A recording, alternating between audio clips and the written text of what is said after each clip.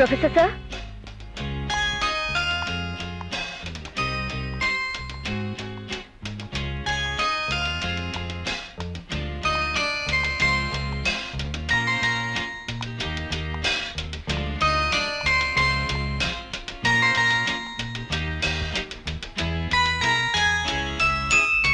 Good evening sir.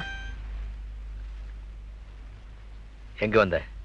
மனுஷனை படைக்கிறது கடவுள், அந்த மனுஷனை காப்பாத்துற இன்னொரு கடவுள் டாக்டர் தான் எல்லாரும் சொல்லுவாங்களே, அது உங்களுக்கு தெரியுமான்னு கேட்க வந்தேன். நீங்க நிஜமாவே ஒரு டாக்டர் தானான்னு எனக்கு சந்தேகம் வந்துச்சு. அதை கிளியர் பண்ணிட்டு போலான்னு வந்தேன். ஒரு சாதாரண மனுஷனுக்கு இருக்க வேண்டிய மனிதாபிமானம் கூட உங்களுக்கு இல்லையே, அது ஏன்னு தெரிஞ்சுக்கிட்டு போலான்னு வந்தேன். நீங்க ஆபரேஷன் பண்ணாதான் அந்த பெரியவர் பொழைப்பாருன்னு அவ்வளவு பேரும் சொல்லியும் அவ்வளவு அலட்சியமா முடியாதுன்னு சொல்லிட்டு வந்தீங்களே, நீங்க படிச்ச படிப்புக்கு அது அசிங்கமா இல்ல, கேவலமா இல்ல? இப்ப அந்த பெரியவருக்கு என்னாச்சு தெரியுமா? செத்து போயிட்டாரு. He is dead. No, you have killed him. நீங்க டாக்டர் இல்ல, கொலைக்காரன், ஒரு இரக்கம் இல்லாத கொலைக்காரன். நீங்க ஆபரேஷன் பண்ணிருந்தா நிச்சயமா அந்த பெரியவர் பொழைச்சிருப்பாரு. நோ, நான் ஆபரேஷன் பண்ணிருந்தாலும் அந்த பெரியவர் பொழைச்சிருக்க மாட்டார். என்ன உளறீங்க? நீங்க ஒரு பெரிய ஜீனியஸ் எல்லாரும் சொல்றாங்க. எஸ், ஆனா இப்ப இல்ல. ஹார்ட் ஆபரேஷன்ல எவ்வளவு வண்டர்ஸ் பண்ணுவீங்கன்னு எல்லாரும் சொல்றாங்க. எஸ், ஆனா இப்ப இல்ல. உங்கள மாதிரி ஒரு சர்ஜனே இல்லன்னு எல்லாரும் சொல்றாங்க. எஸ், ஆனா இப்ப இல்ல. இப்ப நான் ஒரு டாக்டரே இல்ல.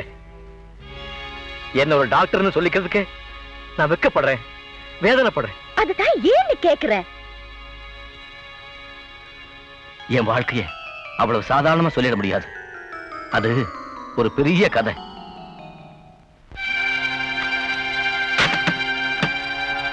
டேய், வரிசையா வாங்கடா. சத்தம் போடாதீங்களா? கொண்டா. போகல.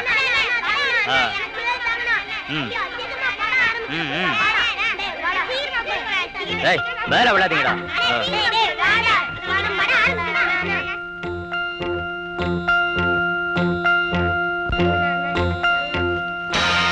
அங்க பாத்தீங்களா தம்பி?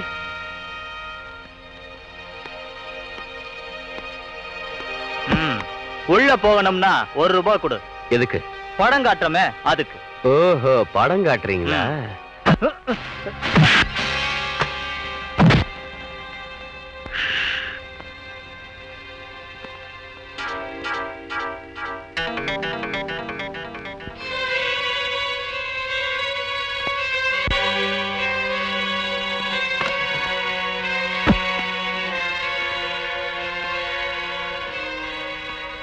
யாரா நீ?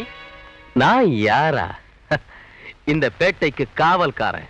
நல்லவனுக்கு நல்லவன், பொல்லாதவனுக்கு பொல்லாதவன். என்னடா சினிமா டைட்டில்ஸா சொல்லிட்டு போற? ஆமா, எங்க வந்த? ஏண்டா, நாங்க எல்லாம் ஒன்னா சேர்ந்து இருக்கிற காசெல்லாம் போட்டு இந்த ஏழை குழந்தைகளுக்காக இரவு பள்ளிக்கூடம் கட்டி வச்சா அதை காலி பண்ணிட்டு வீடியோ படம் காட்டி காசு சேர்க்கிறீங்களே, நீங்க எல்லாம் மனுஷங்களா? நான் யார் தெரியுமில்ல?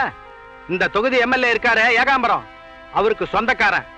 ஏதாவது வால் ஆட்டுன நீ இந்த பேட்டையில இருக்கிறதுக்கு இடம் இருக்காது. அடைச்சி போட. திருட்டு வீடியோ காட்டுறது சட்டப்படி குத்தம்.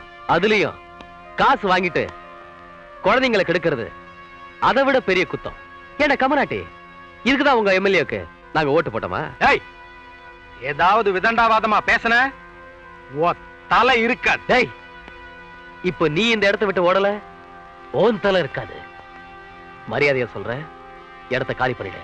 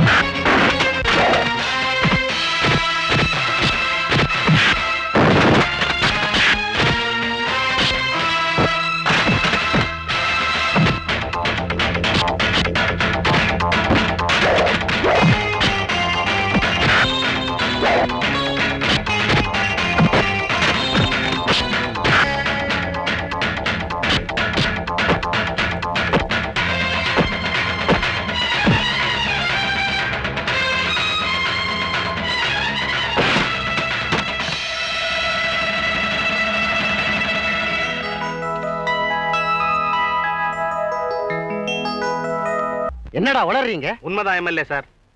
நாம அந்த இடத்துல வீடியோ பார்லர் ஸ்டார்ட் பண்ணதுல இருந்து நல்லா வசூல் ஆயிட்டு இருந்தது. இன்னைக்கு என்னடான்னா அந்த பேட்டர் ரவுடிங்க எல்லாம் ஒன்னா சேர்ந்து நம்ம வீடியோ கடையில கலாட்டா பண்ணி உடைச்சிட்டானுங்க. நான் சம்பந்தப்பட்டிருக்கேன் தெரிஞ்சதுக்கு அப்புறமா இப்படி செஞ்சானுங்க. நீங்க இதுல சம்பந்தப்பட்டதுதான் தப்பா போச்சு.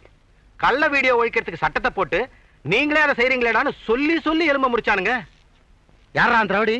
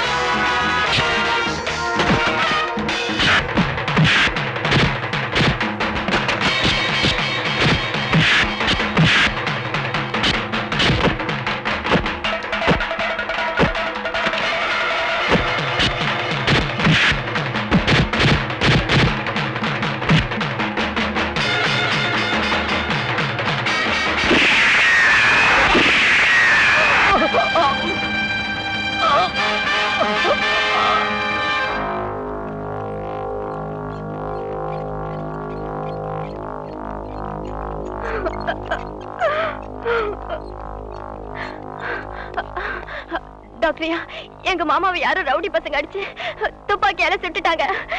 எந்த ஆஸ்பத்திரிக்கு போனாலும் கவனிக்க மாட்டேங்கிறாங்க. தயவு செஞ்சு நீங்க தான் எங்க மாமாவை எப்படியாவது காப்பாத்தணும். என்னம்மா கலாட்டா துப்பாக்கி கேஸ் அது இதுன்னு சொல்றேன். போலீஸ் வந்து கேஸ் ஃபைல் பண்ண பிறகுதான் நாங்க எதுவுமே பண்ண முடியும். அப்படி எல்லாம் சொல்லாதீங்க டாக்டர். நீங்க தான் எங்க மாமாவை எப்படியாவது காப்பாத்தணும். என்ன டாக்டர், என்ன விஷயம்? டாக்டரியா, அடிதடி கலாட்டான்னு சொல்லிட்டு இருக்காங்க சார். போலீஸ் வராம நாம எப்படி சார் அட்மிட் பண்ண முடியும்? அந்த ஆள் உயிருக்கு போராடிக்கிட்டு இருக்கா, இந்த பொண்ணு பாவம் அழுதுகிட்டு இருக்கு. இந்த நேரத்துல போய் போலீஸ் சட்டம்னு பேசிக்கிட்டு நீங்க அட்மிட் பண்ணுங்க, எல்லாம் நான் பாத்துக்கிறேன். Yes sir. என்னடா யார் ஆட்சி நடக்குதுன்னு நினைச்சுக்கிட்டு இருக்கீங்க? நம்ம ஆட்சி தாங்க. இல்லன்னா என்ன மாதிரி ரவுடிங்க இந்த நாட்டுல நடமாட முடியுமா? நடக்கிறத பார்த்தா அப்படி தெரியலையே. விஜயரங்கத்தை க்ளோஸ் பண்ணிட்டு வாங்கடான்னா யாரோ ஒரு டாக்டர் அவனை காப்பாத்துறான்னு வந்திருக்கிறீங்களே. நான் சுட்டதும் பணமா இருப்பான். இந்த டாக்டர் என்னடான்னா ஆபரேஷன் பண்ண போறாரு. அவர் ஆபரேஷன் பண்ணாரு, இவன் போயிச்சுக்குவான். இவன் போயிச்சுக்கிட்டா நம்ம கோர்ட்டு கேஸ்னு மாட்டிக்குவோம். இந்த நாட்டுல யார் உயிரோட இருக்கணும், யார் உயிரோட இருக்க கூடாதுன்னு முடிவு பண்ண வேண்டியது நானா அவனான்னு பாத்துறேன். டாக்டருக்கு ஒரு போனை போடு. டாக்டர் முத்துலிங்கம், நான் தான் எம்எல்ஏ ஏகாம்பரம் பேசுறேன். அந்த ரவுடி விஜயரங்கத்தை நீ ஆபரேஷன் பண்ணி காப்பாத்துறா, உன்னை காப்பாத்துறதுக்கு யாரும் இருக்க மாட்டாங்க. என்னடா பதிலையே காணோம்? இடியட், போன வேடா. என்ன திமிரு இருந்தா போனை கட் பண்ணுவான்? நர்ஸ், உடனே ஆபரேஷன் ரெடி பண்ணுங்க. இந்த பேஷண்ட்டை நான் கண்டிப்பா காப்பாத்தி ஆகணும். Yes sir.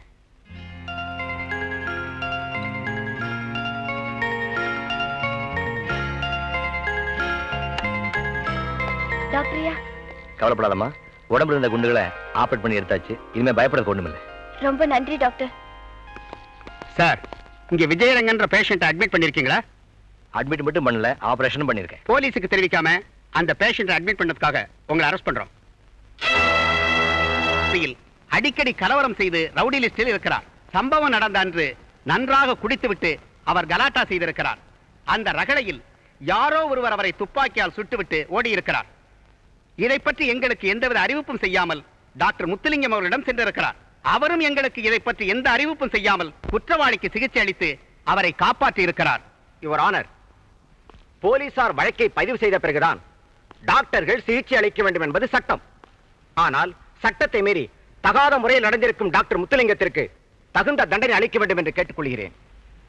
மிஸ்டர் முத்துலிங்கம், தாங்கள் செய்தது குற்றம் என்பது உங்களுக்கு தெரியுமா? எனக்கு தெரிஞ்சதெல்லாம் விஜயரங்க ஒரு மனிதன் என்கிட்ட கொண்டு வரும்போது அந்த மனிதனுடைய உயிர் ஊசலாடிக்கிட்டு இருந்தது. ஊசலாடிக்கிட்டு இருக்கிற ஒரு உயிரை காப்பாற்ற வேண்டியது டாக்டரோட கடமை. உங்களுடைய கடமையை பாராட்டுகிறோம்.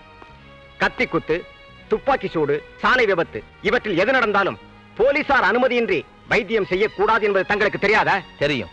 தெரிந்திருந்தும் வேண்டுமென்றே சட்டத்தை மதிக்க கூடாது என்பதற்காக இதை நீங்கள் செய்தீர்களா? தெரியாம தான் கேட்கிறேன். சட்டங்கிறது ஒரு உயிரை காப்பாத்துறதுக்கா இல்ல அந்த உயிரை அழிக்கிறதுக்கா? என்ன அப்படி கேட்கறீங்க? பொதுமக்களை காப்பாற்றுவதற்குத்தான் சட்டம் உருவாக்கப்பட்டிருக்கிறது. அப்படின்னா நான் ஒரு உயிரை காப்பாத்துறது மட்டும் சட்டப்படி எப்படி தப்புன்னு சொல்றீங்க? துப்பாக்கியால சுடப்பட்டு சாவோட போராடிக்கிட்டு ஒருத்தன் ஆஸ்பத்திரிக்கு வர்றான். 2 தோட்டம் அவன் உடம்ப தொலைச்சிருக்கு. ஒரு வினாடி தாமதிச்சாலும் அவன் உயிர் போயிடும். இந்த நிலைமையில போலீஸுக்கு போன் பண்ணி அவங்க வர்றதுக்காக காத்துக்கிட்டு இருந்து அவனை சாகடிக்கட்டுமா இல்ல ஆபரேஷன் பண்ணி அவனை குணப்படுத்தவா? செத்த பிணமாக இருந்தால் கூட அந்த பிணம், அந்த மரணம் சட்டத்தால் அங்கீகரிக்கப்பட்ட பிறகே சமாதிக்கு அனுப்பப்படுகிறது என்பதுதான் முறை. அப்போ விஜயரங்கத்தை பிணமாக்கி போஸ்ட்மார்ட்டத்துக்கு அனுப்பிக்கணும்னு சொல்றீங்களா? இப்படி விதண்டாவாதமா பேசக்கூடாது. நீதிபதி அவர்களே, தன்னை கொல்ல வரும் எதிரியா இருந்தாலும் அவன் உயிர் காப்பாத்துனா அவனை காப்பாற்ற வேண்டியது மனிதாபிமானம் உள்ள ஒரு டாக்டருடைய கடமை. ஆகவே இங்க சட்டமா மனிதாபிமானமா? அதான் கேள்வி. யுவர் ஆனர், சட்டம் என்பது பொதுவானது. அது சமுதாயத்தை காப்பாற்றுவதற்காகத்தான் உருவாக்கப்பட்டது. அதற்கு சாட்சியங்கள் தான் அவசியமே தவிர மனிதாபிமானம் இருக்கக்கூடாது. குண்டடிப்பட்ட ஒருவனுக்கு இவர் வைத்தியம் செய்திருக்கிறார். அதையும் இவரே ஒத்துக்கொண்டிருக்கிறார். ஆகவே இவருக்கு தகுந்த தண்டனை அளிக்க வேண்டும் என்று கேட்டுக்கொள்கிறேன். மனிதாபிமானம் என்பது உணர்ச்சியின் விளைவு. சட்டம் உணர்ச்சிகளுக்கு அப்பாற்பட்டது. டாக்டர் முத்துலிங்கம் அவர்கள் போலீசுக்கு தெரிவிக்காமல் வைத்தியம் செய்தது சட்டப்படி தவறு. ஆகவே அவர் குற்றவாளி என தீர்மானித்து இது அவருடைய முதல் குற்றம் என்பதாலும் சமுதாயத்தில் அவர் உயர்ந்த அந்தஸ்தில் இருப்பதாலும் அவருக்கு 500 ரூபாய் அபராதம் விதிக்கிறேன். அந்த அபராதத்தை கட்ட தவறினால் 2 வாரம் சிறை தண்டனை அனுபவிக்க வேண்டும் என்று தீர்ப்பளிக்கிறேன். இந்த சட்டத்தை நினைச்சா வேடிக்கையா இருக்குப்பா. எம்எல்ஏவோட ஆளுங்க உன்ன துப்பாக்கியால் சொல்லிட்டு ஓடி போயிட்டானுங்க. அந்த கொலகார யாருன்னு கண்டுபிடிச்சு கூண்டுல ஏத்தி அவனை தண்டிக்கிறதுக்கு பதிலா உன் உயிரை காப்பாத்துன்னு என்ன தண்டிச்சிட்டாங்களே. என்னால உங்க வாழ்க்கையில ஒரு கருப்பு புள்ளி விழுந்துருச்சு. நீ எதை சொல்ற? கோர்ட்டேறி அபராதம் கட்டி ஒரு குற்றவாளியா ஆயிட்டீங்களே. யாரப்பா குற்றவாளி? ஒண்ணும் தெரியாத ஜனங்களுக்கு ஆபாச சினிமாவை காட்டி கெடுக்காதுன்னு நீ சண்டை போட்ட. அது தப்புன்னு உன்னை குற்றவாளி ஆக்கிட்டாங்க. உனக்கு வைத்தியம் பண்ணக்கூடாதுன்னு ஒரு பெரிய மனுஷன் என்ன மிரட்டினா அதே மீறி நான் ஆபரேஷன் பண்ணேன். இப்போ என்ன கூண்டுல ஏத்திட்டானுங்க. எனக்கு உதவி பண்ண போய் பெரிய எடுத்து பொல்லப்ப சம்பாதிச்சிட்டீங்க. உன்னுடைய போராட்ட முரட்டுத்தனமா இருந்தாலும் இந்த சமுதாய உறுப்பினங்கிற வெறியும் கூட்டு இருக்கு. அதனாலதான் உன்னை எனக்கு ரொம்ப பிடிச்சிருக்கு. உனக்கு செய்யற உதவி தனிப்பட்ட ஒரு மனுஷனுக்கு செய்யற உதவியா நான் நினைக்கல, இந்த சமுதாயத்துக்கே செய்யற உதவியா நினைக்கிறேன். ரொம்ப நன்றி.